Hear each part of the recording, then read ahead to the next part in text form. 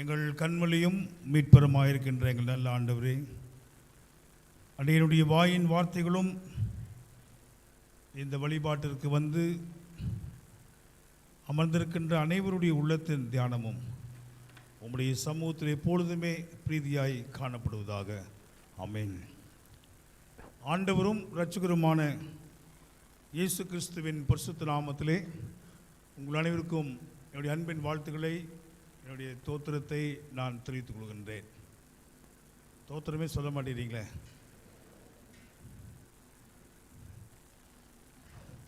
ஒரு மனமகிழ்ச்சியான ஒரு நாளின் காலை வேளையிலே நாம் அனைவரும் வந்து அமர்ந்திருக்கின்றோம். குறிப்பாக இந்த நாளிலே நம்முடைய அருமையான பிள்ளைகள் திடப்படுத்தல் பெற்று திருச்சபையின் முழு உறுப்பினராக சேர்க்கப்பட இருக்கின்ற இந்த சிறப்பான வழிபாட்டிலே ஆண்டவர் பிரசன்னமாக இருக்கிறார் என்பதை நாம் விசுவாசிக்கின்றோம். நான் பேராயராகி இந்த பேராய திருப்பணியிலே நடத்துகின்ற முதல் திடப்படுத்தல் ஆராதனை இந்த ஆராதனை. முதல் திடப்படுத்தல் ஆராதனை நடத்துவதற்கு அநேக திருச்சபைகள் என்னை கேட்டுக்கொண்டார்கள். உங்களுடைய பேராய திருப்பணியிலே உங்களுடைய முதல் திடப்படுத்தல் எங்களுடைய ஆலயத்தில் தான் நீங்கள் நடத்த வேண்டும் என்று. ஆனால் நான் ஏற்கனவே பேராயர் ஆவதற்கு முன்பாகவே முடிவு செய்து விட்டேன். கடவுள் அப்படி ஒரு வாய்ப்பு கொடுத்தார் என்றால் முதல் திடப்படுத்தல் ஆராதனை CSI யூனியன் சர்ச் போத்தனூர் என்று.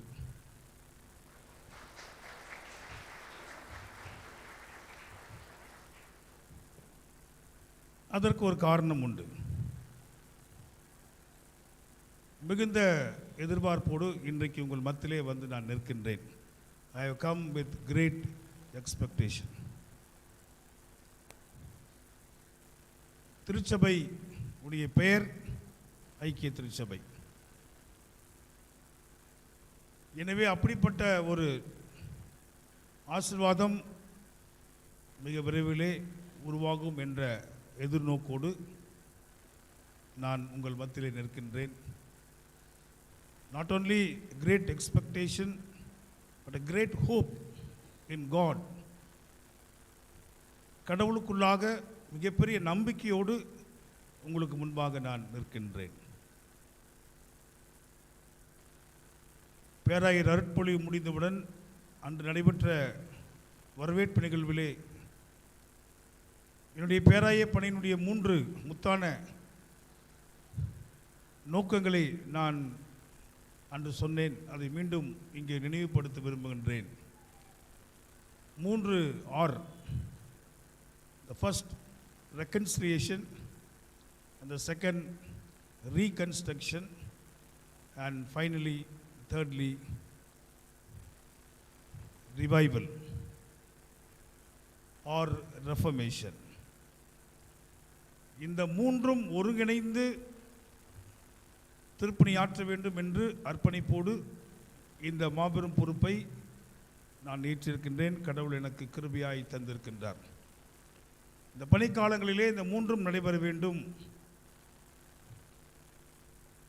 முதல் 1 இல்லாமல் மற்ற 2, 3 நடைபெறாது. Reconstruction and reformation will happen only when there is a reconciliation. ஒப்புரவாகுதல், மீண்டும் கட்டமைத்தல், மறுகட்டமைத்தல், ஆவிக்குரிய மறுமலர்ச்சி, இந்த 3ம் ஒவ்வொரு திருச்சபையிலும் நடைபெற வேண்டும்.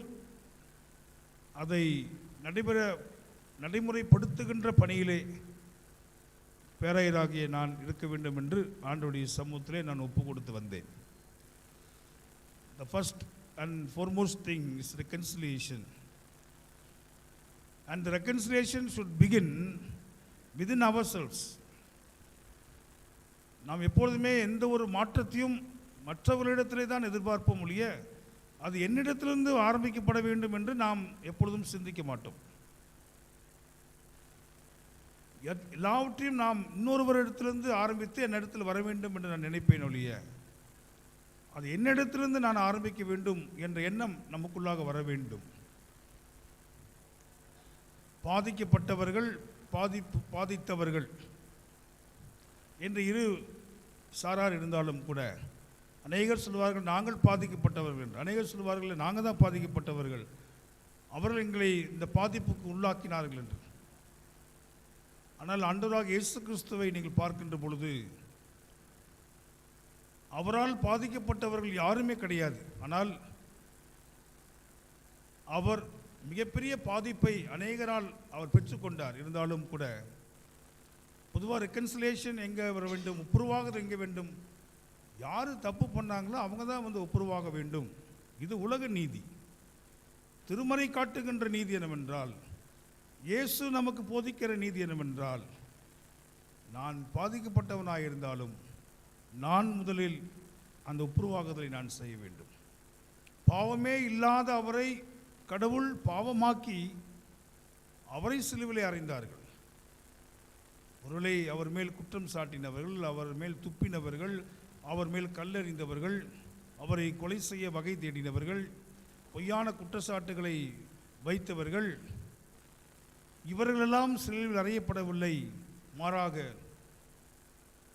ஆண்டவராகிய இயேசு கிறிஸ்து சிலுவையில் அறையப்பட்டார். பாவமேலா இது அவர் அங்கு பாவமாக்கப்பட்டார்.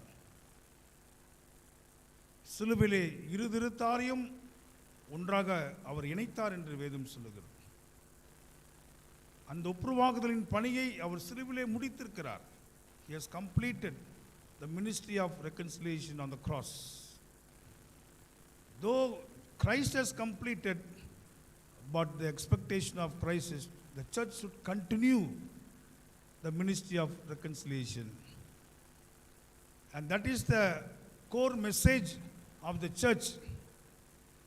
இன்றைய திருச்சபையினுடைய உலகத்திற்கு கொடுக்கப்படுகிற அழைப்பு அதுதான். கிறிஸ்து நம்மை ஒப்புரவாக்குகிறார், பிதாவோடு நம்மை ஒப்புரவாக்குகிறார். அதற்கு தன்னையே அவர் ஒப்பு கொடுத்தார் என்று வேதம் சொல்லுகிறது. அன்புக்குரியவர்களே, அப்படிப்பட்ட ஒரு ஒப்புரவாகுதல் திருச்சபையிலே நடைபெற வேண்டும். அதற்காக நாம் ஜெபிப்போம். இன்றைக்கு அந்த முதல் என்னுடைய திடப்படுத்தல் இங்கே வைத்தது காரணம், அப்படிப்பட்ட ஒரு நம்பிக்கையோடு நான் வந்திருக்கின்றேன். எனவே இந்த நாள் முதல் கொண்டு கடவுள் ஒரு மாற்றத்தை திருச்சபையிலே உருவாக்க வேண்டும். நீங்கள் பாதிக்கப்பட்டிருக்கலாம், பரவாயில்லை, ஒப்புரவாகுதலின் பணியை நீங்கள் ஆரம்பியுங்கள். அது கிறிஸ்து நமக்கு கொடுத்த ஒரு முன் உதாரணம். That is the Christ model. அந்த மாடலை நாம் பின்பற்ற வேண்டும். அப்பொழுது திருச்சபை வல்லமையாய் அது எழுந்து பிரகாசிக்கும். திருச்சபை வெறும் கட்டடங்களால் ஆன ஒரு அமைப்பு அல்ல, அது ஆத்துமாக்களினுடைய கூடுகை, விசுவாசிகளினுடைய கூடுகை. அந்த திருச்சபையிலே நானும் நீங்களும் ஐக்கியமாக இருக்கிறோம். இந்த திருச்சபைக்காக தொடர்ந்து ஜெபியுங்கள். கடவுளால் கூடாத காரியம் ஒன்றுமே இல்லை. Nothing is impossible with God. கடவுள் நினைத்தால் எல்லாவற்றையும் ஒரு மாற்றத்தை உருவாக்கி மீண்டும் ஒரு சுமூகமான ஒரு நிலையை ஆண்டவர் உருவாக்குவார். ஒரு ஆயருக்காக ஜெபியுங்கள். அவருக்கு ஆண்டவர் அப்படிப்பட்ட ஒரு நல்ல ஒரு வெளிப்பாடை தந்த அது நிறைவேற்றக்கூடிய பலத்தை ஆண்டவர் தர வேண்டும். அவர் மூலமாக அப்படிப்பட்ட ஒரு ரெக்கன்சிலியேஷன் அவரை கொண்டு ஆண்டவர் உருவாக்க வேண்டும். அவருக்காக தொடர்ந்து ஜெபியுங்கள். நீங்களும் உங்களுடைய குடும்ப ஜெபங்களிலும் திருச்சபையிலே நீங்கள் கூடி ஜெபிக்கின்ற பொழுது கர்த்தர் நிச்சயமாக அதை மாற்றுவார். உண்மையாகவே இது ஐக்கிய திருச்சபையாய் மாற்றப்பட்டு இந்த இடத்தில் ஆண்டவருடைய நாமம் மகிமைப்படும். இந்த வளாகம் கர்த்தர் வாசம் பண்ணுகின்ற வளாகம். இது ஒரு ஆஸ்வதிக்கப்பட்ட ஒரு வளாகம். எனவே கடவுள் இந்த இடத்தில் உலாவுகிறார் என்பதை நாம் விசுவாசிக்கிறோம். அது வெளிப்புறமாக இருந்தாலும் உள்ளாக இருந்தாலும் ஆண்டவர் இங்கு உலாவிக் கொண்டிருக்கின்றார். அந்த விசுவாசம் நமக்குள்ளாக இருக்கிறது. அப்படி என்றால் கடவுள் நிரந்தரமாய் இங்கு உலாவ வேண்டும் என்றால் அவர் உலாவுவதற்கான ஒரு சூழலை நாம் உருவாக்க வேண்டும். அதற்காக ஜெபியுங்கள். இந்த மந்தையில் சேராத அநேக ஆடுகள் உண்டு. அவைகளும் மந்தைக்குள்ளாக அழைத்து வருகின்ற பணியை நாம் செய்ய வேண்டும். அவைகளும் இந்த மந்தைக்கான அந்த ஆவிக்குரிய உணவை பெற்றுக்கொள்ள வேண்டும். அப்படி திறந்த மனதோடு, ஓப்பன் ஹார்ட்டட், திறந்த மனதோடு ஒரு இன்க்ளூசிவ் சர்ச்சாக, church should not be an exclusive church. எக்ஸ்க்ளூசிவ்னா ஒரு சிலருக்கு மாத்திரம், இன்க்ளூசிவ்னா எல்லாரையும் இணைப்பது, எல்லாரையும் ஒருங்கிணைத்து எல்லாரையும் வரவழைத்து. எனவேதான் கடவுள் அழைக்கிறார், வருத்தப்பட்ட பாரம் சுமப்பவர்களே எல்லாரும் என்னிடத்தில் வாருங்கள், நான் உங்களுக்கு இளைப்பாறுதல் தருவேன். எல்லாரும் அப்படிங்கும் பொழுது அது எல்லாரும் அதில் இன்க்ளூட் ஆகிடுறாங்க. எனவே அப்படிப்பட்ட ஒரு நல்ல நிலை நமக்கு வர வேண்டும். ஒரு மகிழ்ச்சியான ஒரு சூழலை உருவாக்கப்பட வேண்டும். திருமண்டலம் அதற்கான முயற்சிகளை எடுக்க ஆரம்பித்திருக்கிறது. அதற்காக ஜெபியுங்கள். கர்த்தர் பெரிய காரியங்களை செய்வார். Nobody can stop God's doings. கடவுளுடைய செயல்பாடுகளை ஒருவரும் தடுத்து நிறுத்த முடியாது. என்றால் சர்வ வல்லவர் செயல்பட ஆரம்பிக்கின்ற பொழுது ஒருவராலும் தடுக்க முடியாத வல்லமை புறப்பட்டு வரும். திருச்சபை ஆண்டவருடைய சரீரம், the body of Christ, அது அவருடைய சரீரம். He knows very well about his body. அவருடைய சரீரத்தை குறித்து அவருக்கு நன்றாக தெரியும். அவர்தான் அதற்கு தலை. He is the head of that body, head of the church. எனவே அவர் அந்த தலை என்ன சொல்லுகிறதோ, அந்த தலை நமக்கு எப்படி வழிகாட்டுதோ அப்படி நாம் நம்மை முழுமையாய் ஒப்பு கொடுக்கின்ற பொழுது சரீரம் ஆரோக்கியமாயிருக்கும். சரீரம் நீடித்த ஆயுசு நாட்களோடு இருக்கும். சரீரம் வசீகரமான அழகான ஒரு சரீரமாக இருக்கும். எப்பொழுது தலை சரியாக இருக்கின்ற பொழுது, தலையோடு இந்த சரீரம் சரியான ஒரு உறவை வைத்துக் கொள்ளுகின்ற பொழுது, அதையெல்லாம் நாம் மனதில் வைத்து தொடர்ந்து ஜெபியுங்கள். மிக விரைவிலே அதையெல்லாம் நாம் நடத்த இருக்கின்ற பொழுது ஒரு முழுமையான ஒரு ஒப்புருவாகுதல் நமக்கு நடைபெற வேண்டும். முழுமையான ஒரு ஒத்துழைப்பும் நமக்கு கிடைக்கப்பட வேண்டும். எனவே பேராயர் என்ற முறையிலே உங்கள் அனைவரையும் உள்ளத்தின் ஆழத்திலிருந்து நான் கேட்டுக்கொள்ளுகின்ற காரியம் அதுதான். தொடர்ந்து ஜெபிங்க. கடவுள் பெரிய காரியங்களை செய்வார். நீ அடுத்த முறை வருகின்ற பொழுது ஒரு பெரிய நிறைந்து வழிகின்ற ஒரு திருச்சபையை பார்க்கக்கூடிய ஆசீர்வாதத்தை நிச்சயமாய் ஆண்டவர் தருவார். கடவுள் நல்ல தாளந்துள்ள ஆயர் அவர்களை, ஒரு சீனியர் பாஸ்டரை ஆண்டவர் உங்களுக்கு தந்திருக்கின்றார். அவரை கொண்டு நிச்சயமாக செயல்படுவார். செயலாளர், பொருளாளர், கமிட்டி அங்கத்தினர்கள் அனைவருக்கும் அந்த மைண்ட், அந்த எண்ணத்தை, அந்த உள்ளத்தை ஆண்டவர் தர வேண்டும். ஒரு இன்க்ளூசிவ்னஸ் என்று சொல்லுகின்ற பொழுது நான் எதை குறித்து சொல்லுகிறேன் என்று உங்களுக்கு நன்றாக புரிந்திருக்கும். எனவே அப்படிப்பட்ட ஒரு திருச்சபையாய் நாம் இருக்க வேண்டும். மிக விரைவிலே மற்ற எல்லா டெமோக்ராட்டிக் ப்ராசஸ், எக்ஸசைசஸ், எல்லா வித காரியங்களும் நடைபெற்று திருச்சபை வளர நான் ஆண்டவரிடத்தில் ஜெபிக்கின்றேன், வாழ்த்துகிறேன். இந்த நாளிலே அழைப்பை தந்து எங்களை நல்ல முறையிலே வரவேற்ற இந்த பொது செயலத்துடைய ஆயர் தலைவர் ரெவரண்ட் கிர்சம் ஜேக்கப் அவர்களுக்கு என்னுடைய நன்றிகள். ஆயர் அம்மாவர்களுக்கும் நன்றி. அருமையான பிள்ளைகள் இருவருக்கும் நன்றி. செயலாளர், பொருளாளர், கமிட்டி அங்கத்தில் அனைவருக்கும், திருச்சபையின் மக்களுக்கும் நன்றிகளை தெரிவித்துக் கொள்கின்றோம்.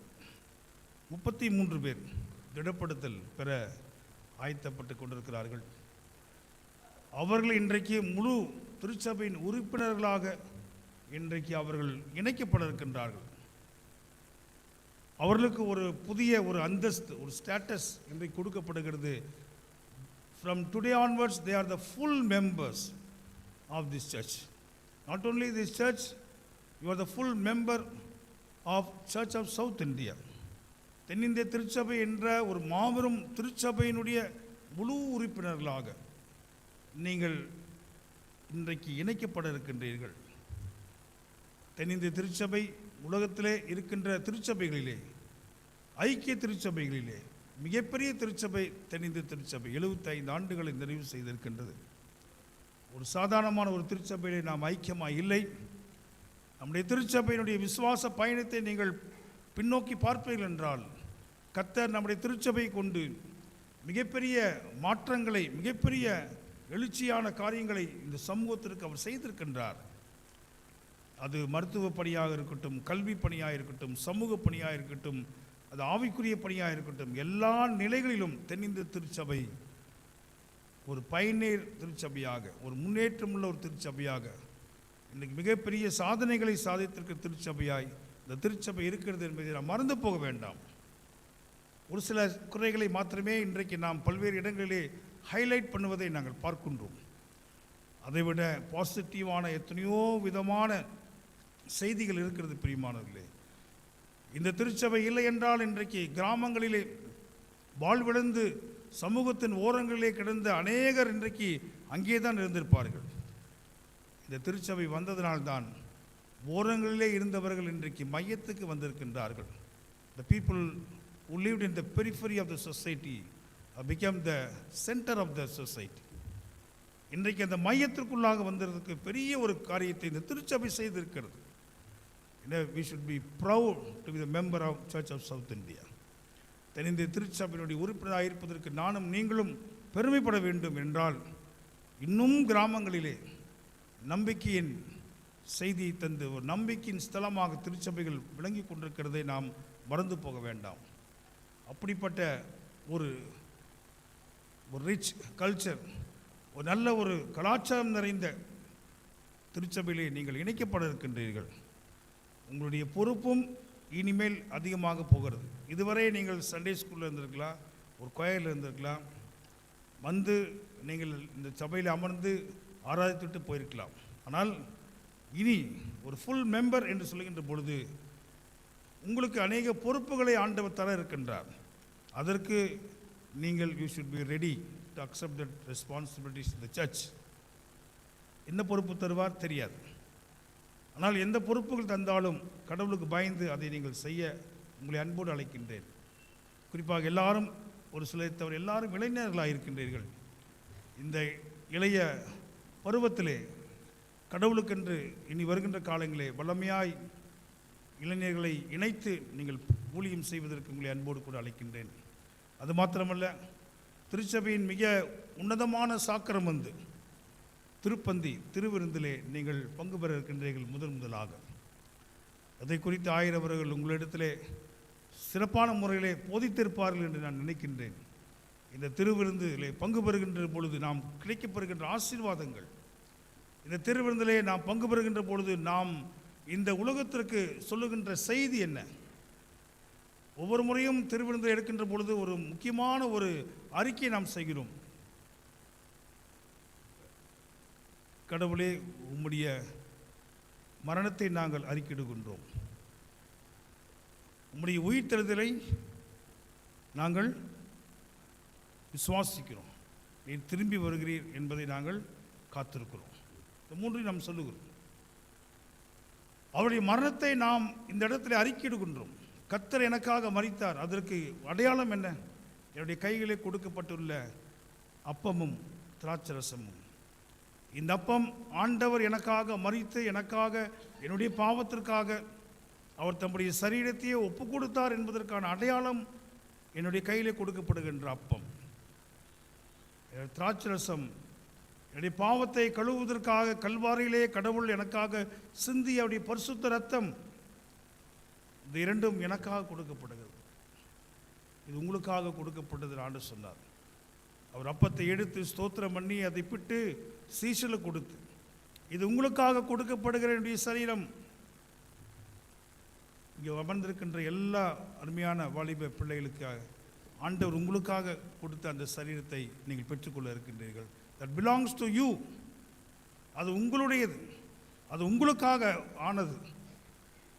உங்களுடைய ரட்சிப்புக்காக, உங்களுடைய பாவ மன்னிப்புக்காக பாவம் இல்லாத அவருடைய சரீரத்தை ஆண்டவர் ஜீவ பலியாக சிலுவிலே அவர் கொடுத்தார். அந்த சிலுவை என்ற அந்த பலிபீடத்திலே தன்னுடைய மாசற்ற பாவமற்ற பரிசுத்தமான சரீரத்தை ஆண்டவர் அந்த இடத்திலே ஒப்பு கொடுத்தார். அதை நான் நினைவு கூற வேண்டும். அப்படியே அவர் போஜனம் பண்ண பின்பு அவர் திராட்சை ரசத்தையும் எடுத்து ஸ்தோத்திரம் பண்ணி சீஷருக்கு கொடுத்து, இதை வாங்கி அருந்துங்கள், இது உங்களுக்காகவும் அநேகருக்காகவும் சிந்தப்படுகிற என்னுடைய இரத்தம், புது உடன்படிக்கக்கூடிய என்னுடைய இரத்தம். இதை பானம் பண்ணும் போதெல்லாம் என்ன செய்யணும்?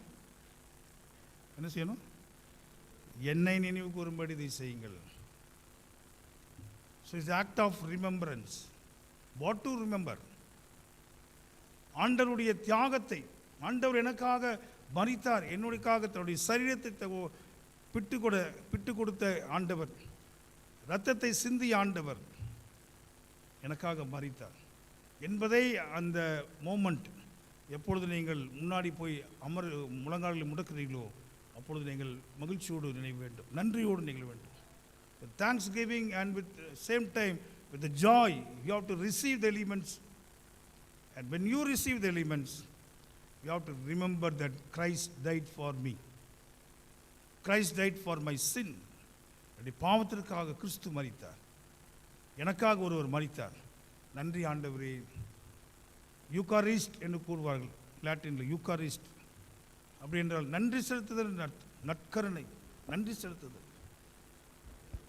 அன்புக்குரியவர்களே, இந்த நாள் முதல் கொண்டு நீங்கள் திருவிருந்திலே வருகின்ற பொழுது இதெல்லாம் நினைவில் வைத்து நீங்கள் வாருங்கள். ஏதோ வந்தோம், வாங்கினோம், சாப்பிட்டோம் என்று சடங்காச்சாரமாய் போய்விடாதபடி ஒவ்வொரு நாளும் இதை நினைவு கூறாமல் நீங்கள் வாங்குவீர்கள் என்றால் அதில் உங்களுக்கு எந்த விதமான பயனும் இல்லாமல் போய்விடும். அது திராட்சை ரசமாக தான் இருக்கும், அப்பமாக தான் இருக்கும். இந்த திராட்சை ரசம் ஆண்டவருடைய இரத்தமாகவும் இந்த அப்பம் ஆண்டவருடைய சரீரமாகவும் மாற வேண்டும் என்றால் அது என்னுடைய நம்பிக்கையின் அடிப்படையில், என்னுடைய விசுவாசத்தின் அடிப்படையில் இது மாறுகிறது.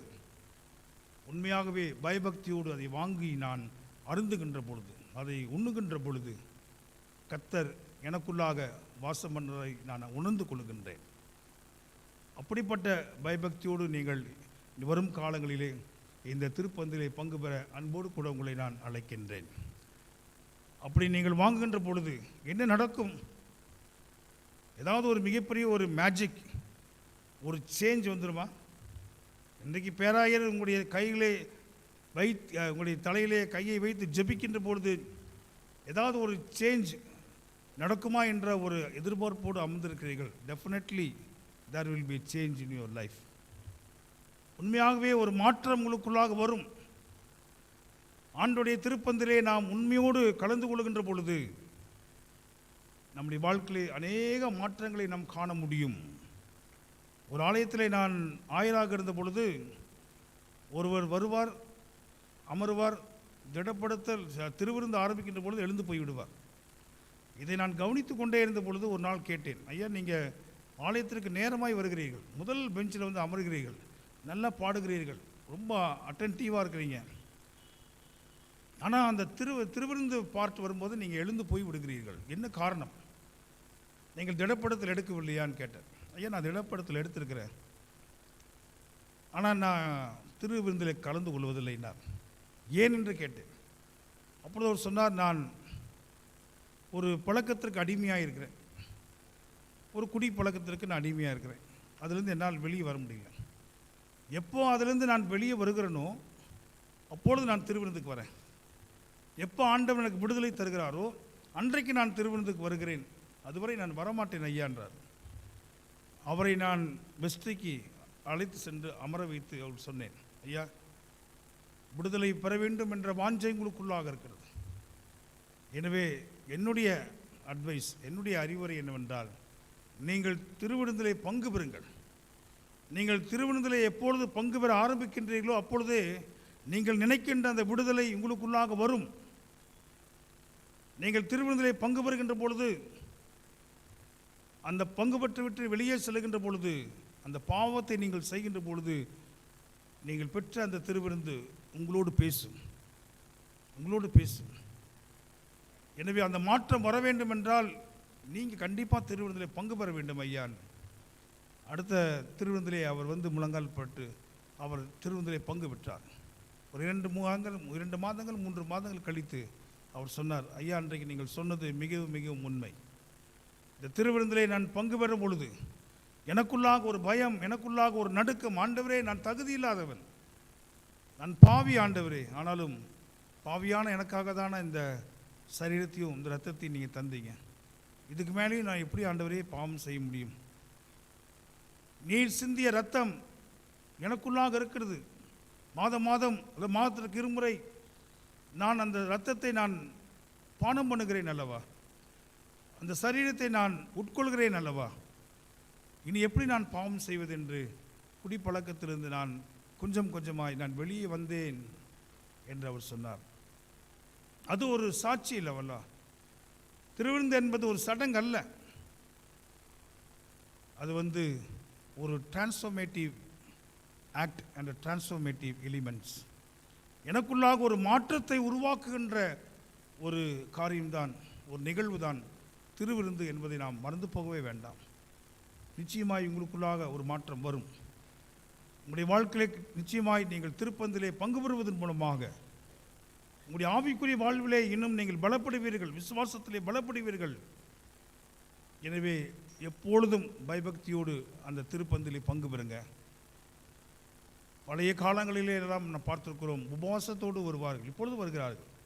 திருவிருந்து ஆராதனைக்கு உபவாசத்தோடு வந்து பயபக்தியோடு திருவிருந்து எடுக்கிற மக்களும் உண்டு. கடைசி நேரத்தில் எந்த ஜெபத்திலும் கலந்து கொள்ளாமல் நேராக ஆல்டரில் வாங்கி தூக்கி சாப்பிட்டுட்டு நேராக போய் பைக் எடுத்துகிட்டு போயிடுவாங்க. திருவிருந்தில் மேஜிக் எதுவுமே கிடையாது. இப்போ அதை விட இன்னொரு காரியம் நம்முடைய திருச்சபையில் நடக்கிறது. யாராவது ஒருவர் ரொம்ப சீரியஸாக இருக்கிறாங்க, ஒரு நாளில் உயிர் போயிடும், இல்லை இன்னொரு 1 மணி நேரத்தில் உயிர் போக போகுது. முதல்ல யாருக்கு ஃபோன் பண்ணுவோம்? நம்முடைய ஆயருக்கு ஃபோன் பண்ணுவோம். பண்ணி, ஐயா, எங்கள் பாட்டி, எங்கள் தாத்தா இன்னும் ஒரு 1/2 மணி நேரத்தில் அவர்கள் ஒரு வேலை போயிட்டு விடுவார்கள் போல இருக்குது. கடைசியாக அவங்களுக்கு என்ன செய்ய கொடுங்க? திருவிருந்து கொடுங்க. கொடுத்தோன்னே என்ன பண்ணுவாங்க? பரலோகம் போயிடுவாங்களா? இல்லை அது கொடுத்தனால அவங்களுக்கு என்ன ஆக போகுது? நிறைய சமயங்களில் கான்சியஸே இருக்காது. கான்சியஸே இல்லாட்டி பரவாயில்லையா, வாயை நாங்களே திறக்கிறோன்னு வச்சு 2 வாய் திறந்து அந்த பாட்டி அப்படியே பயங்கரமாக அப்படியே வாய் திறந்து ஊற்றுங்கய்யா உள்ளே, போடுங்கய்யா உள்ளே, ஏம்மா அவங்க முழுங்க முடியாது, முழுங்காட்டி பரவாயில்ல நீங்கள் போட்டுருங்கய்யா. That is a very very wrong practice. மிக தவறான ஒரு புரிந்து கொள்ளுதல். திருவிருந்து ஆசீர்வாதத்திற்கு அல்ல. திருவிருந்து அப்படி நோய் அப்படி நீடித்து அப்படியெல்லாம் சொல்லப்படவில்லை. அப்படி பைபிளில் எங்கேயுமே அப்படியெல்லாம் கிடையாது. என்னை நினைவு கூறும்படி நீ செய்யுங்கள், அவ்வளோதான். ஆண்டவரை நினைவு கூறுவதற்காக, அவருடைய பாடுகள் மரணத்தையும் உயிர்த்தெழுதலையும் நினைவு கூறுவதற்காக திருவிருந்தொழிய கடைசி நேரத்தில் திருவிருந்து எடுப்பதன் மூலமாக எதுவும் நடக்காது. எனவே அப்படிப்பட்ட அந்த புரிந்து கொள்ளுதலே நமக்கு ஒரு மாற்றம் தேவை. ஒரு சென்டிமெண்டலாக நாம் அதை செய்கிறோம், ஒரு எமோஷனலாக அதை செய்கிறோம். கடைசியில் அவங்க ஒரு திருவிருந்து எடுத்துகிட்டு போனால் எங்களுக்கு ஆறுதலாக இருக்குய்யா. ஆனால் திருவிருந்து அதற்கு இல்லை பிரியமானவர்களே. அதற்காக நாம் அதை தவறாக பயன்படுத்தவும் நாம் ஜாக்கிரதையாக இருக்க வேண்டும். இதை நான் இந்த அருமையான கேண்டிடேட்ஸ் நான் சொல்ல நான் விரும்புகிறேன். இந்த நாளுடைய செய்திக்கு நாம் போவோம். மிக சுருக்கமாக தான் கொடுக்க போகிறேன். நீ தான் செய்தியா, நீ அது எவ்வளோ நேரம் என்று தயவுசெய்து பயந்து கொள்ள வேண்டாம். இன்றைய தலைப்பு break the chain, finding freedom from addiction. நிறைய யங்ஸ்டர்ஸ் இருக்கிறதுனால இந்த டாபிக் ரொம்ப ரெலவெண்ட்டான டாபிக் கொடுக்கப்பட்டது. அதே அப்படி அமைந்து விட்டது பாருங்கள். Break the chain, finding freedom from addiction. அடிமைத்தனம், அடிக்ஷன் இன்றைக்கு பார்க்கும்பொழுது ஒரு ஹையஸ்ட் ரேஞ்சில் இருக்குது, ஒரு பீக்கில் இருக்குது. அடிக்ஷன் எல்லா பக்கம் அடிக்ஷன். ட்ரக் அடிக்ஷன் ஒரு பக்கம். இதை குறித்து இன்றைக்கு பல்வேறு விதமான பிரச்சனைகள் எழுப்பப்படுகிறது. இந்த அடிக்ஷன் மூலமாக, இந்த பழக்க வழக்கத்தின் அடிமைத்தனத்தின் மூலமாக குடும்பத்திலே பிரச்சனை, சமூகத்திலே பிரச்சனை, நாட்டிலே பிரச்சனை, சர்வதேசத்திலே பிரச்சனை. குறிப்பாக நம்முடைய இளம் சிறார்கள் சிறு வயதிலிருந்தே இன்றைக்கு இப்படிப்பட்ட பழக்கங்களுக்கு, போதை வஸ்துகளுக்கு அடிமைப்பட்டு கிடக்கின்ற சூழலை நாம் இப்பொழுது பார்க்கின்றோம். சிசி பாய்ஸ் ஹையர் செகண்டரி ஸ்கூலில் நான் கரஸ்பாண்டண்ட்டாக இருக்கின்றேன். 2500 மாணவர்கள் அங்கே படிக்கின்றார்கள். ஒவ்வொரு நாளும் வருகின்ற ஒரு கம்ப்ளைண்ட் என்னவென்றால் 8th ஸ்டாண்டர்ட் படிக்கிறவன் 7th ஸ்டாண்டர்ட் படிக்கிறவன் இன்றைக்கு போதை அந்த வஸ்துகளை அவங்களுடைய பாக்கெட்டில் வைத்திருக்கிறாங்க. செக் பண்ணும்போது அது ஒரு சின்ன ஒரு பில்லோ மாதிரி இருக்கும், தலையான மாதிரி இருக்குது, ஒரு சின்ன இவ்வளோ வருஷம் இருக்குது, அது உள்ளே வைத்திருக்கிறார்கள். இல்லை கல்லூரி மாணவர்கள் அதுக்கு ஒரு படி மேலே போகிறாங்க. இன்றைக்கு பான் என்ற நிலை இல்லை வேறு என்னென்னமோ நிறைய காரியங்கள் சொல்லுவோம், அதெல்லாம் வாய்க்குள்ளே வைத்திருக்கிறார்கள், இந்த இடத்துல வைத்திருக்கிறாங்க. நான் ஒரு திருச்சபையில் இருந்த பொழுது கம்யூனியன் கொடுக்கும் பொழுது இவ்வளோ ஒரு உருண்டை ஒரு தம்பி வச்சுருந்தார். அது கம்யூனியன் பாத்திரத்துக்குள்ளே விழுந்துருச்சு. அது திடீர்னு அவர் கம்யூனியன் வைக்க இங்கே வச்சுருந்துருக்காராட்டிருக்கு, சின்னதாக ஒரு எவ்வளோ. இப்போ நான் இதை பூச்சி ஆட்டிருக்குதுன்னு சொல்லி அதை யோசித்து பார்க்குறேன். பார்த்தா அது என்னன்னு தெரில. செக்ஸ்டன் கூப்பிட்டு இது என்னப்பா கீழே விழுந்துருக்கு, நான் நல்லா தான் வச்சையான்னு. நல்ல வேலை அதை நான் எல்லாத்துக்கும் கொடுக்கல, கொடுத்துருந்தா அன்றைக்கி சர்ச்சு முழுதும் ஒரு விதமாக இருந்திருக்கும். பைபிள் சொல்கிற மாதிரி மப்பும் மந்தாரமாக அன்றைக்கி ஆலயம் முழுவதும் இருந்திருக்கும். உடனே அதை ரீப்ளேஸ் பண்ணிட்டோம். நிறைய பேருடைய வாழ்க்கை நான் பார்த்துருக்குறேன், நல்ல ஸ்மார்ட்டாக இருப்பாங்க, நல்ல ஒரு பெரிய வேலை இருக்கிறாங்க. பக்கத்தில் போனோன்னே அந்த ஒரு வாசம் ஒன்று வரும். அது என்ன வாசம்? அந்த பான் அந்த உள்ளே வைத்திருப்பார்கள். இது எல்லாருடைய பழக்கமாகி போய்விட்டது. இன்றைக்கு சிறு வயதிலிருந்து 8th ஸ்டாண்டர்ட்லேருந்து இன்றைக்கு எல்லா விதமான போதை வஸ்துக்களுக்கும் பழக்கமாக்க இன்றைக்கு ஒரு பெரிய கூட்டமானது செயல்பட்டு கொண்டு வருகிறது. ஒரு பெரிய நெட்வொர்க் இருக்கிறது. அன்புக்குரியவர்களே, அப்படிப்பட்ட அந்த நெட்டிலிருந்து இன்றைக்கு இருக்கிற சமுதாயத்தை காப்பாற்ற வேண்டிய ஒரு மிகப்பெரிய கடமை திருச்சபைக்கு உண்டு என்பதை நாம் மறந்து போக வேண்டாம். இன்றைக்கு கிறிஸ்துவ குடும்பங்களிலே பிள்ளைகளுக்கு இன்றைக்கு ஆண்டவராக இயேசு கிறிஸ்துவை பற்றி நாம் போதிப்பதில்லை. வேதாகமத்தை படிக்க வேண்டும் என்று சொல்லி அவர்களை கட்டாயப்படுத்துவதில்லை. முன்பெல்லாம் நம்முடைய காலங்களிலே அது கட்டாயப்படுத்தப்பட்டது. வசனங்கள் மனப்பாடம் செய்ய வேண்டும், அதிகாரமாய் மனப்பாடம் செய்யப்பட வேண்டும், சங்கீதங்கள் மனப்பாடம் செய்யப்பட வேண்டும். இன்றைக்கு எந்த பெற்றோர் அப்படிப்பட்ட கண்டிப்போடு நம்முடைய குழந்தைகளை வளர்த்துக்கிறோம்? நம்முடைய பிள்ளை கம்ப்யூட்டர் தெரிந்தால் போதும், நம்முடைய பிள்ளைக்கு வேறு ஏதாவது உலக பிரகாரமான கல்வி இருந்தால் போதும், அவனுக்கு ஒரு யூஎஸில் ஒரு யூகேல வேலை கிடைத்தால் போதும், அவன் வாழ்க்கை நிறைவடைந்து விடும் என்று நாம் நினைக்கின்றோம். ஆனால் வேதம் எச்சரிக்கிறது, உலகம் முழுவதையும் அவன் ஆதாயப்படுத்தி கொண்டாலும் அவன் ஜீவனை நஷ்டப்படுத்தினால் அவனுக்கு என்ன லாபம்? இன்றைக்கு உங்களுடைய பிள்ளைகள் இன்றைக்கு எவ்வளோ டாக்டர் பண்ணிக்கலாம், ஒரு இன்ஜினியராக இருக்கலாம், ஒரு ஆர்கிடெக்டாக இருக்கலாம். ஆனால் ஆண்டவராக இயேசு கிறிஸ்துவை ஏற்றுக்கொண்டு ஆண்டவராக இயேசு கிறிஸ்துவுக்காக தன்னை முழுமையாக ஒப்பு கொடுக்கவில்லை என்றால் அவன் வழி தவறி போகக்கூடிய ஏராளமான சந்தர்ப்பங்கள் உண்டு. படித்த இளைஞர்கள் இன்றைக்கு தங்களுடைய எல்லாவற்றையும் இழந்து போய் நிற்கின்ற காரியங்களை எல்லாம் நாம் பார்க்கின்றோம். அது குடும்பத்திற்குள்ளாக எவ்வளோ பெரிய வேதனை. இன்றைக்கு எத்தனை தாய்மார்கள், எத்தனை தகப்பன்மார்கள் பிள்ளைகளுடைய நிலையை கண்டு இன்றைக்கு வருந்தி கொண்டிருக்கின்றார்கள். நல்லா சம்பாதிக்கிறான், நல்ல வேலையில் இருக்கிறான், ஆனால் இந்த பழக்கத்துக்கு அடிமையாக இருக்கிறான். இந்த பழக்கத்தினாலே அவன் எல்லாவற்றையும் இழந்து போய்விட்டான். அவன் மனைவி அவனிடத்திலிருந்து போய்விட்டார்கள். அவன் தனிமையாக இருக்கின்றான் என்றெல்லாம் இன்றைக்கு எத்தனையோ விதமான நிகழ்வுகளை, கதைகளை கேட்டுக்கொண்டே இருக்கின்றோம். இதுக்கெல்லாம் காரணம் என்ன? பிசாசு நம்மை ஏதாவது ஒரு விதத்திலே அடிமைகளாக இருக்க வேண்டும் என்று அவன் விரும்பும். ஆண்டவரால் விடுதலை செய்யப்பட்ட ஒரு கூட்டம், ஆண்டவர் தம்முடைய இரத்தத்தின் மூலமாய் நமக்கு விடுதலை வாங்கி தந்திருக்கின்றார். பாவத்திலிருந்து, இருளிலிருந்து, உலக பிரகாரமான இப்படிப்பட்ட அடிமைத்தனத்திலிருந்து ஆண்டவர் நம்மை முழுமையாய் விடுதலையாக்கி இருக்கின்றார். அடிமைத்தனத்தின் ஆவியை நமக்கு தராமல் அப்பா பிதாவே என்று அழைக்கின்ற புத்திர சுவிகாரத்தின் ஆவியை தந்தார் என்று 2வது திருமறை பகுதியான ரோமர் பகுதியில் நான் வாசி கேட்டோம். அல்ல, கடவுள் நமக்குள்ளாக தந்திருக்கின்ற ஆவி அது அடிமைத்தனத்தின் ஆவி அல்ல. நாம் யாருக்கும் அடிமை இல்லை, எதற்கும் அடிமை இல்லை என்றால் ஆண்டவர் எல்லா அடிமை விலங்குகளையும் முறித்தெறிந்தார், எல்லா அடிமை சங்குகளையும் முறித்தெறிந்தார். ஆண்டவர் தன்னுடைய உயிர்த்தெழுதல் மூலமாக இன்றைக்கு முழுமையான விடுதலையின் அனுபவத்தை கடவுள் நமக்கு தந்திருக்கின்றார்.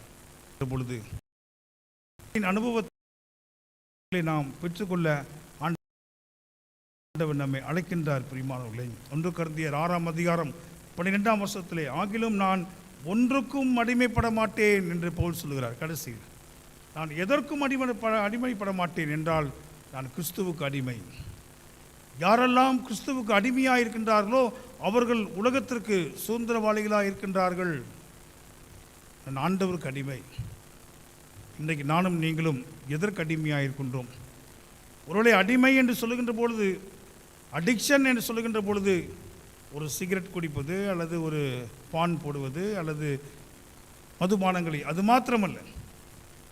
இன்றைக்கு கலாத்தியர் நிருபத்தை நான் வாசிக்கின்ற பொழுது, கலாத்தியர் நிருபத்தில் நான் மிக அழகாக சொல்கிறார். இல்லை, கொலோசையை மன்னிக்கும், கொலோசையர் 3ஆம் அதிகாரத்தில் 1 முதல் 11 வசனங்களை வாசித்து பாருங்கள்.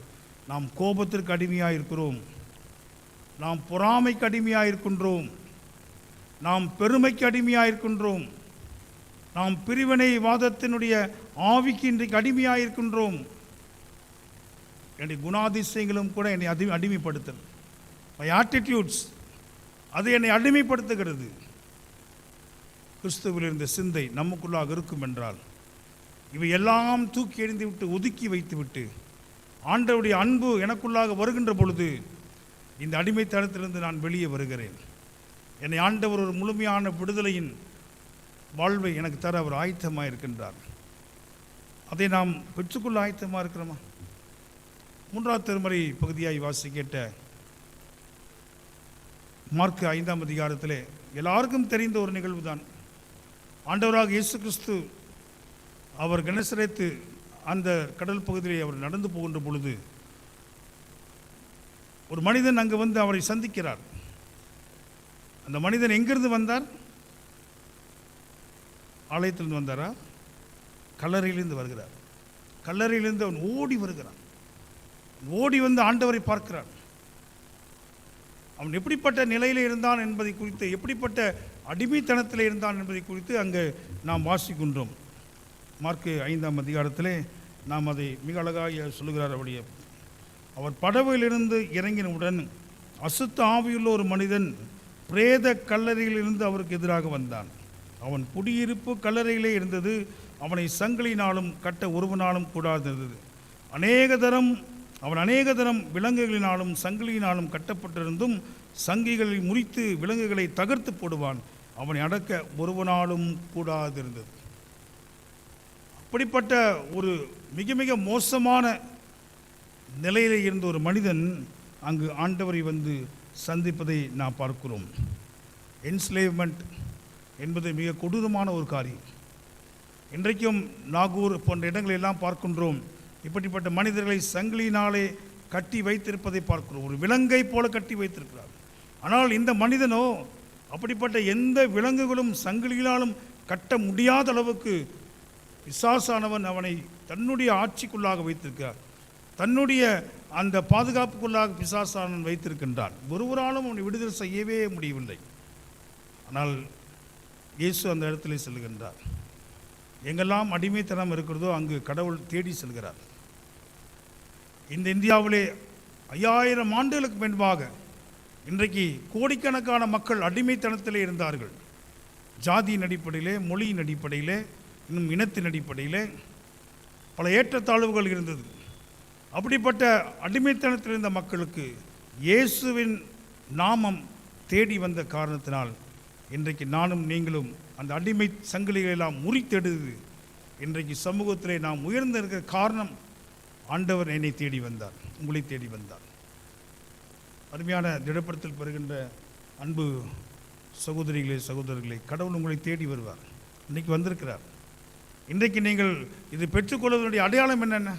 From today onwards you are a free person. நீங்கள் ஒரு முழுமையாய் விடுதலை பெற்ற ஒரு அனுபவம் உங்களுக்குள்ளாக வரப்போகிறது. நீங்கள் இனி எதற்கும் அடிமை இல்லை. கிறிஸ்து உங்களுக்காக உங்களுடைய அடிமைத்தனத்தை மாற்றுவதற்காக ஆண்டவர் சிலுவிலே தன்னை ஒப்புக் கொடுத்தார். எனவே இன்றையிலிருந்து நீங்கள் யாருக்கும் அடிமை இல்லை, எந்த பழக்கத்திற்கும் அடிமையில்லை. இயேசுவுக்கு அடிமையாக நீங்கள் மாற இருக்கின்றீர்கள். கடவுள் உங்களை அப்படிப்பட்ட ஆசீர்வாதத்தை இன்றைக்கு அவர் தர இருக்கின்றார் என்பதை நீ மறந்து போக வேண்டாம். Bondage destroys dignity. எப்பொழுதுமே அடிமைத்தனம் நம்முடைய மனித மாண்பை கெடுத்துவிடும். It destroys our dignity. நிறைய பேர் சொல்லுவாங்க, ரொம்ப நல்லா படித்திருப்பாருங்க, ஆனால் இந்த பழக்கத்துக்கு போயிட்டாருன்னு வைங்க, மனுஷனாகவே இருக்க மாட்டார். நிறைய வீதிகளிலே நிறைய பேர் குடித்து விட்டு கிடப்பதை நான் பார்க்குறோம். அதில் நல்லவங்களாம் இருப்பாங்க, நல்ல வேலையில் இருப்பவங்க கூட இருப்பாங்க. அவங்க வீட்டில் போய் தேடி கண்டுபிடிச்சி அவர் எங்கே இருக்கிறான்னு பார்த்து தூக்கி கொண்டு வருவாங்க. அது டிக்னிட்டியே இல்லாமல் போய்விடுகிறது. டிஸ்ட்ராய்ஸ் த டிக்னிட்டி. இந்த மனிதனும் கூட அவன் பிசாசு பிடித்தபடினால் அவன் டிக்னிட்டியே இல்லாமல் கல்லறை, பிரேத கல்லறைகளிலே அவன் அலைந்து கொண்டிருப்பதை நாம் பார்க்கின்றோம். Chains that cannot heal. அவன் கட்டப்பட்ட அந்த சங்கிலிகள் அவனுக்கு விடுதலை தராது. அவனுக்கு தர முடியவில்லை, அவனுக்கு சுகத்தை தர முடியவில்லை. எத்தனை சங்கிலிகள், ஆனால் எந்த சங்கிலியும் அவனுக்கு ஒரு சுகத்தை கொடுக்கவே முடியாது. Isolated from the community. சமூகத்திலிருந்து அவன் ஒதுக்கி வைக்கப்படுகின்றான். இன்றைக்கு நிறையா பெற்றோர்கள் வந்து சொல்கிறாங்க, எங்கள் பையன் இப்போ எங்கேயுமே வர மாட்டேங்கிறாயா, ரூமுக்குள்ளேயே இருக்கிறான், எங்ககிட்ட ரொம்ப பேசவும் மாட்டேங்கிறான்.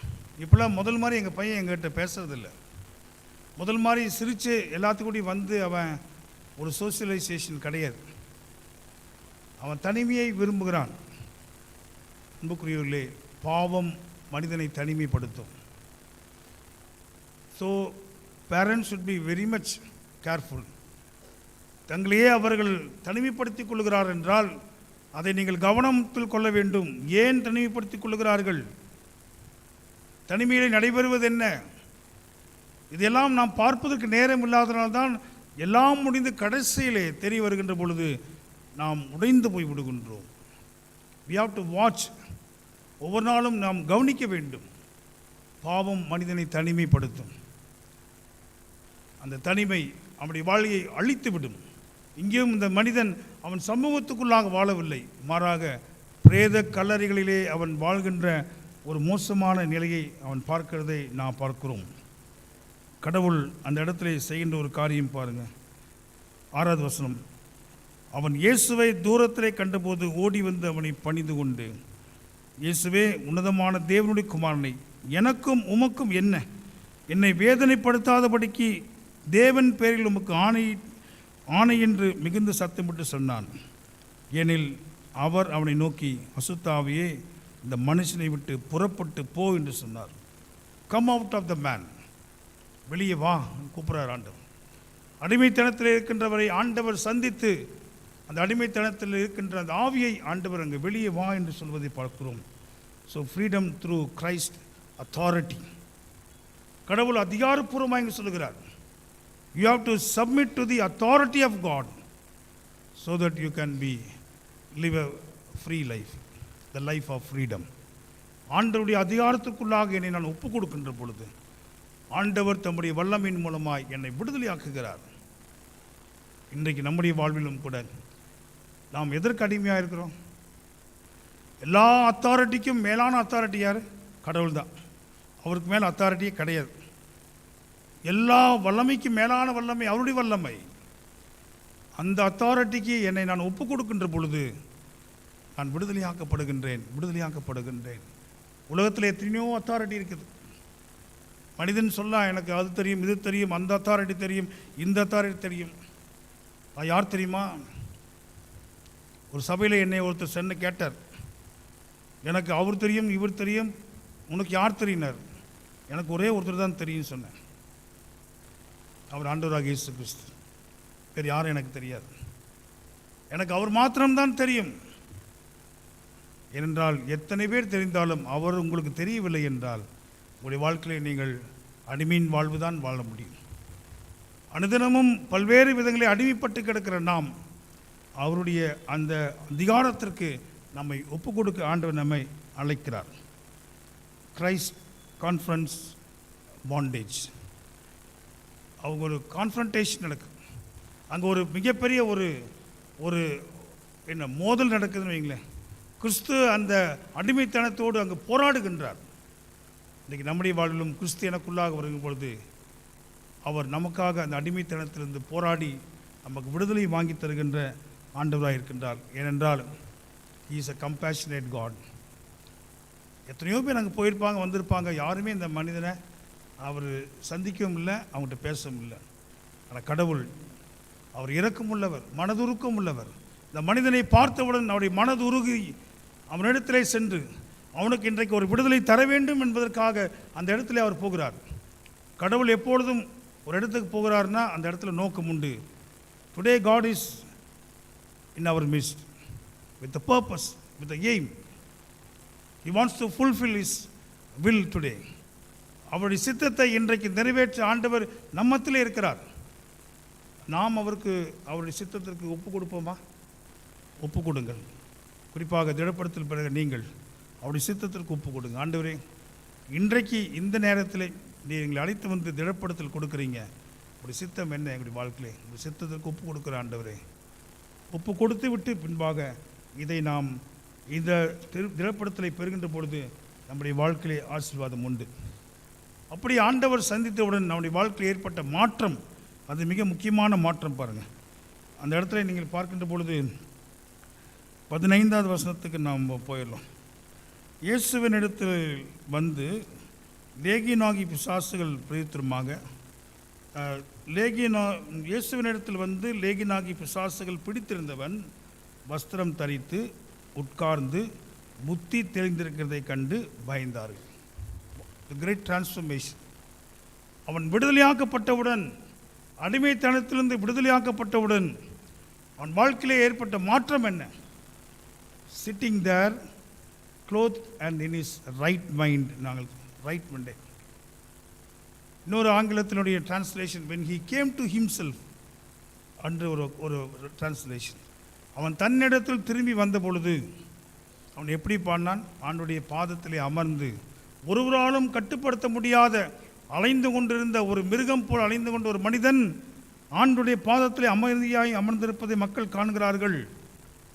வஸ்திரம் இல்லாதபடி கற்களால் தன்னை கிழித்து கொண்டிருந்த ஒரு மனிதன் வஸ்திரம் தரித்து ஆண்டுடைய பாதத்தில் அமர்ந்திருக்கின்றார்.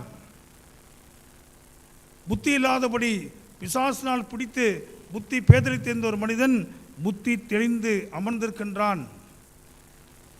ஆண்டவர் அவனை சந்தித்த பொழுது, இன்றைக்கும் அடிமைப்பட்டு கிடக்கின்ற இந்த உலகம் பல்வேறு விதமான போதை வஸ்துகளாக இருந்தாலும் குணாதிசயங்களாக இருந்தாலும் அப்படி அடிமைப்படுத்துகின்ற இந்த உலகத்திற்கு விடுதலை இயேசு மாத்திரம்தான்.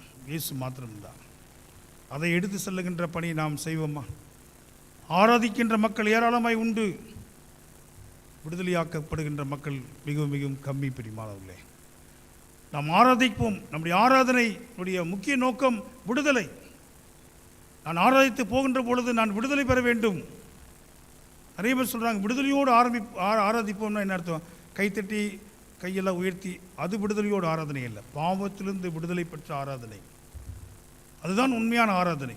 அந்த ஆராதனையை நாம் இன்றைக்கு நம்முடைய வாழ்க்கையை தேர்ந்தெடுக்க ஆண்டவர் நம்மை அழைக்கின்றார். அங்கே 3 காரியங்கள் நடைபெற்றது அந்த மனிதனுக்கு. ரெஸ்டரேஷன் ஆஃப் ஐடென்டிட்டி அப்படின்னா, அவன் தன்னை யார் என்பதை மீண்டும் அறிந்து கொண்டான். ஐடென்டிட்டியே இல்லாமல் ஒரு பிசாசு பிடித்தவனாக அலைந்தவன் மீண்டுமாக தன்னுடைய மனித மாண்பை, அவன் மனிதத்துவத்தை பெற்று கொண்டான், மனிதனாக அமர்ந்திருக்கின்றான். So restoring the identity is the important ministry of the church. இன்றைக்கும் இப்படியாக தங்களையே இழந்திருக்கின்ற ஏராளமான மக்கள் நம்ம வீட்டு பக்கம் இருக்கிறாங்க. ஏன் நம்முடைய திருச்சபையிலே இருப்பாங்க, நம்முடைய குடும்பத்தில் இருக்கிறாங்க. இவங்களெல்லாம் ரெஸ்டோர் பண்ணி ஆண்டவருக்குள்ளாக கொண்டு வருகின்ற பணியை ஒவ்வொரு விசுவாசியும் நாம் செய்ய வேண்டும். ஏதோ ஒரு ஊழியக்காரன் செய்வதில்லை, ஒரு திருச்சபை செய்வதில்லை. ஆண்டவரால் அழைக்கப்பட்ட ஒவ்வொரு விசுவாசியும் இந்த பணியை நாம் இன்றைக்கு செய்ய ஆண்டவர் நம்மை அழைக்கின்றார். ஒரு சமயம் நான் ஒரு வீடியோ பார்த்தேன், அதிர்ந்து போனேன். நீங்களும் பார்த்துருப்பீங்க. ஒரு போதகர் தன்னுடைய 2 பிள்ளைகளையும் அழைத்து கொண்டு போய் கிறிஸ்துமஸ் தினத்தன்று ஒரு டாஸ்மாக் கடையிலே நின்று சத்தமாக அந்த 3 பேரும் சொல்கிறார்கள், சகோதரனே குடிக்காதே, இது கடவுளுக்கு விரோதமானது, உன் குடும்பத்தை அழித்து விடும், குடிக்காதே, மதுபானத்தை தொடாதே, இது பாம்பை போல என்று சத்தமாக ஆண்டவருடைய அந்த எச்சரிப்பின் சத்தத்தை ஒரு டாஸ்மாக் கடையிலே போய் நின்று சொன்ன அந்த மனிதனை பார்த்த பொழுது நானெல்லாம் வெட்கப்பட்டேன். நாம் என்ன ஊழியம் செய்கிறோம்? நம்ம ரொம்ப சேஃப் ஜோனில் இருந்துட்டு ஊழியம் பண்ணுறோம். ஆனால் அவர் தன்னுடைய குழந்தைகளும், இந்த 2 குழந்தைகளும் சத்தம் போடுறாங்க. ஒவ்வொரு மனிதனையும் பைபிள் கொடுக்குறாங்க. டாஸ்மாக் போயிட்டு வந்து வெளியே வரும்போது பைபிள் கொடுத்தாங்க. அந்த பிள்ளைகள் பைபிள் கொடுக்குறாங்க. அன்புக்குரியவர்களே, எவ்வளோ பெரிய ஊழியம் பாருங்கள். எத்தனை பேர் தொடப்பட்டிருப்பாங்க, எவ்வளோ பேர் மாறி இருப்பாங்க. அதுதான் உண்மையான ஊழியம். அந்த ஊழியத்தை அந்த பார்த்து 2-3 நாட்களாக நான் எங்கள் மனைவிட்டு கூட சொல்லிட்டு, இப்படிப்பட்ட ஒரு யோவான் ஸ்நானனை போல ஒரு ஊழியம் யாரால் செய்ய முடியும்? இன்றைக்கு அப்படிப்பட்ட மக்கள் ஆண்டவர் இன்றைக்கு எழுப்ப வேண்டும். அப்படிப்பட்ட இளைஞர்களை ஆண்டவர் இன்றைக்கு எழுப்ப வேண்டும். தைரியமாக ஆண்டவருடைய வார்த்தையை சொல்லுகின்ற மக்கள். வெறும் ஆசீர்வாதம், வெறும் நன்மை, கடவுளை ஆசீர்வதிப்பார் என்று சொல்லுகின்ற ஊழியங்கள் தான் அதிகமாய் நாமும் பிரியப்படுகின்றோம். எச்சரிப்பின் வார்த்தைகளுக்கு நம்முடைய செவிகள் இன்றைக்கு மூடப்பட்டுள்ளது. எச்சரிப்பின் வார்த்தைகள் நாம் செவிகளை விளக்குகிறோம். யாரெல்லாம் எச்சரிக்கிறார்களோ அவருடைய பிரசங்கம் சரியில்லை என்றும் ரொம்ப சாஃப்டாக உங்களுக்கு மக்களுக்கு ஏற்ற மாதிரி நல்லா பேசி, வேதவசனங்கள் எல்லாம் இல்லாமல் வெறும் கதை சொல்லி சிரிப்பு ஊட்டி நடனமாடி, இன்றைக்கு அப்படிப்பட்ட ஊழியர்கள் இன்றைக்கு பெருகி இருக்கின்ற காலகட்டங்களிலே யோவான் ஸ்நானகங்கள் கண்டிப்பாக தேவை. பிரியமானவர்களே, இந்த இளைஞர்கள் மத்தியிலிருந்து அப்படிப்பட்ட யோவான் ஸ்நானகங்கள் எழும்ப வேண்டும். அதற்காக திருச்சபை ஜெபிக்க ஆண்டவர் நம்மை அழைக்கின்றார். Restoring the identity, renewing the mind. நம்முடைய இந்த சிந்தையை, உள்ளத்தை புதுப்பிக்கின்ற ஒரு நிலை. அவன் புத்தி இல்லாதவனாக இருந்தான், அந்த ஆண்டவர் அங்கு புத்தியை தருகிறார் என்று பார்க்கிறோம். நம்முடைய வாழ்க்கையில் நாம் அதை செய்ய ஆயத்தமாக இருக்கிறோமா? இன்றைக்கு நம்முடைய புத்தியை, நம்முடைய அறிவை மட்டுப்படுத்துகின்ற பணியை, மறைக்கின்ற பணியை பிசாசு செய்கிறான் போதை வஸ்துகள் மூலமாக. ஆனால் கிறிஸ்து மீண்டுமாக ஒரு புதிய சிந்தையை நமக்குள்ளாக உருவாக்குகிறார். புதிய எண்ணத்தை உருவாக்குகிறார். மறுரூபமாகின்ற அந்த நிலை நமக்குள்ளாக வருது. இந்த மனிதனுக்கு அது ஏற்பட்டது என்று நாம் பார்க்கிறோம். ரிஸ்டோர்டு பிலாங்கிங்ஸ், தனக்குள்ளதை மீண்டுமாய் அவன் பெற்றுக்கொண்டான். நிறைய பேர் குடித்து போதை வசத்திலே சீட்டு ஆடுறது, குடிக்கிறது, இல்லை வேறு விபச்சாரம், மற்ற எல்லா காரியங்களும் இன்றைக்கு நிறைய நடக்குது. நிறைய காரியங்கள் இன்றைக்கு பாவம் பழுகி பெருகியிருக்கின்ற இந்த காலகட்டங்களில் எல்லாவற்றையும் இழந்து போய் கொண்டிருக்கின்றோம். சமாதானம் இல்லை, பணம் இல்லை, எல்லாம் இழந்து போய்விட்டோம். ஆனால் இந்த மனிதன் இயேசுவை சந்தித்த பொழுது அவன் இழந்து போனதை காட்டிலும் பல மடங்கை அவன் திருப்பி பெற்றுக்கொண்டான் என்பதை நான் பார்க்கிறோம். Freedom allows a person to reenter community and relationship. முன்னான் சொன்ன பாவம் நம்மை தனிமைப்படுத்தும். ஆனால் ஆண்டவரை ஏற்றுக்கொள்ளுகின்ற பொழுது, கர்த்தரை தொடுகின்ற பொழுது, இந்த சமூகத்திற்குள்ளாக நான் மீண்டும் அழைத்து வரப்படுகின்றேன். இளையகுமாரன் அப்படிதான் செய்தான் அல்லவா? இளையகுமாரன் செய்த காரியம் என்ன? தகப்பனுடைய அன்பு வேண்டாம், உன்னுடைய ஆதரவு வேண்டாம் என்று ஓடிப்போனான். பாவத்தில் எல்லாவற்றையும் தொலைத்துவிட்டு மீண்டுமாய் அவன் திரும்பி வருகின்றான். That time he was alone with pigs. அவன் பன்றிகளோடு அவன் தனிமையாக இருந்தான். திரும்பி தகப்பனுடைய வீட்டிற்கு வந்த பொழுது மிகப்பெரிய கொண்டாட்டம், மிகப்பெரிய ஒரு சந்தோஷம். மீண்டும் தகப்பனுடைய இல்லத்திற்குள்ளாக அவன் சேர்க்கப்பட்டான். இந்த மனிதனும் பாருங்கள், அவன் சேர்த்தான் என்று பார்க்கிறோம். எனவே a new identification in Christ. கிறிஸ்துவுக்குள்ளாக நமக்குள்ளாக ஒரு புதிய முகவரியை நாம் பெற்றுக்கொள்கின்றோம். இந்த முகவரி தருகின்ற பணியை திருச்சபையாய் நீங்களும் நானும் செய்ய வேண்டும். Restoring the image of God. ஆண்டவருடைய சாயலை மீண்டும் மனுக்குலத்திற்கு தருகின்ற பணியை நாம் செய்ய வேண்டும் என்று ஆண்டவர் விரும்புகின்றார். கலாத்தியர் 5ஆம் அதிகாரம் 1வது வசனத்தை வாசித்து முடிப்போம். ஆனபடியினாலும் நீங்கள் மறுபடியும் அடிமைத்தனத்தின் நுகத்துக்குட்படாமல் கிறிஸ்து நமக்கு உண்டாக்கின சுயாதீன நிலைமையிலே நிலை கொண்டிருங்கள். Be strong. நிலை கொண்டிருங்க. திருப்பி பாவத்துக்கு போயிடாதீங்க. திருப்பி நாம் பழைய பழக்க வழக்கத்துக்கு போய்விட வேண்டாம். ஒரு முறை கிறிஸ்துவை நான் ருசித்து விட்டு நான் மறுதளிப்பேன் என்றால் பின்பு எனக்கு வாழ்வில்லை என்ற வேதம் சொல்லுகிறது. இந்த காலை வேளையிலும் கூட நாம் எதற்கு அடிமையாக இருக்கிறோம்? இன்றைக்கு திருவிருந்தரை நாம் பெற்றுக்கொள்ள இருக்கின்றோம். அடிமைத்தனத்தோடு வர இருக்கின்றோமா அல்லது விடுதலையோடு வர இருக்கின்றோமா? இந்த திருவிருந்து விடுதலையின் அனுபவத்தை தர காத்திருக்கிறது.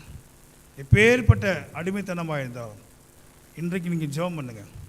ஆண்டவரே, இன்றைக்கு நான் எவ்வளோ வருடம் திருவிருந்து எடுத்திருக்கிறேன், பட் இன்றைக்கு நான் இந்த திருவிருந்து எடுக்க போகிறேன். நான் எந்த இதிலே அடிமையாக இருக்கிறனோ அந்த அடிமைத்தனத்திலிருந்து இன்றைக்கு என்னை விடுதலை ஆக்கும் ஆண்டவர் என்று கர்த்தர் இந்த விடுதலை இன்றைக்கு தருவார். நாம் நினைக்கின்றோம் ஏதோ பெரிய கூட்டங்களும் பெரிய பிரசங்கியார்களும் தீர்க்கதரிசிகளும் அப்படிப்பட்ட கூட்டங்களில் தான் விடுதலையும் அற்புதமும் அதிசயங்கள் நடக்கிறது என்று. இல்லை பிரியமானவர்களே, எங்கே 2 பேரோ 3 பேரோ கூடி வருகிறீர்களோ அவர் மத்தியிலே நான் வருவேன். அவர்கள் கேட்பவைகளை நான் அருளி செய்வேன். இன்றைக்கு அதை நாம் ஒரு சவாலாக எடுத்துக்கொள்வோம். இங்கு நீங்கள் ஒருவேளை வருகின்ற பொழுது ஏதாவது ஒரு காரியத்திற்கு அடிமையாக நீங்கள் வந்திருக்கலாம். ஆனால் இங்கிருந்து போகும்போது நீங்கள் முழு விடுதலை பெற்று போக வேண்டும் என்று ஆண்டவர் விரும்புகின்றார். அதற்கு தான் ஆண்டவர் தம்முடைய சரீரத்தின் இரத்தத்தையும் மீண்டும் உங்களுக்கு தருவதற்கு அவர் ஆயத்தப்பட்டிருக்கிறார். இந்த பந்தியிலே பங்கு பெற்று போகின்ற பொழுது விடுதலை அனுபவத்தோடு செல்வோம். இந்த 33 பிள்ளைகளுக்காக தொடர்ந்து ஜெபிப்போம். அவர்களும் தொடர்ந்து வாழ்நாள் முழுவதும் விடுதலை நாயகனாகி இயேசுவை தங்களுடைய வாழ்க்கையை வெளிப்படுத்துகின்ற மக்களாய் இருக்க கர்த்தர் நம்மையும் குறிப்பாக இந்த அருமையான திடப்படுத்தல் பெற இருக்கின்ற பிள்ளைகளையும் ஆசீர்வதிப்பாராக. ஆமென்.